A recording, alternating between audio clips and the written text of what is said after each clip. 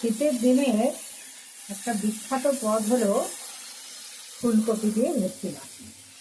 এই যে ভেটকি মাছ ভেজে রেখেছি আর ফুলকপি আলু ভাজছি।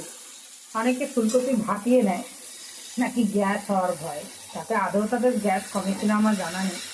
কিন্তু আমি কোনোদিন ফুলকপি এরকম ভেজে সুন্দর করে করি, তা আমার কোনোদিন গ্যাসের সমস্যা হয়নি। আর ফুলকপি ভাজলে যেটা কাঁচা অবস্থায় না ভাপিয়ে ভাজলে তার থেকে একটা সুন্দর গন্ধ বেরোয়। ফুলকপি আলুটা ভাজা ভাত হয়ে যাওয়ার পরে এই যে কুচনো পেঁয়াজ দিয়ে দিয়েছিলাম, এটাও হালকা হালকা ভাজা হবে। এরপর দেবো গোটা জিরে আর তেজপাতা দিয়ে দিয়েছি, তেজপাতা দিয়ে দিচ্ছি, গোটা জিরে। এরপরে দিয়েছি পেঁয়াজ রসুন আদা বাটা আর হলুদ গুঁড়ো লঙ্কার গুঁড়ো। ভালো করে একটু কষা কষা মতো করছি। দিয়ে দিয়েছি জিরের গুঁড়ো আর ধনের গুঁড়ো।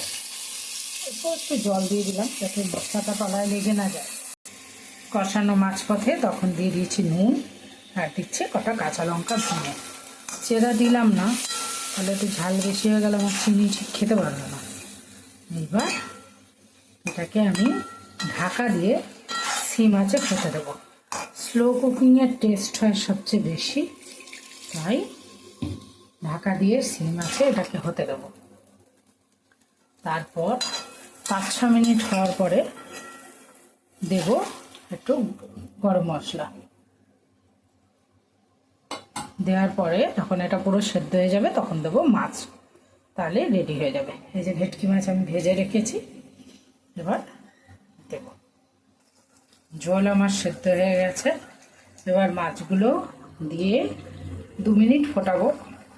বেশি ফোটালে বেশি গলে গেলে আমরা খাই না, একটু হালকা শক্ত থাকবে কিন্তু সব কিছু নরম সুসিদ্ধ হবে, তখন হবে টেস্ট।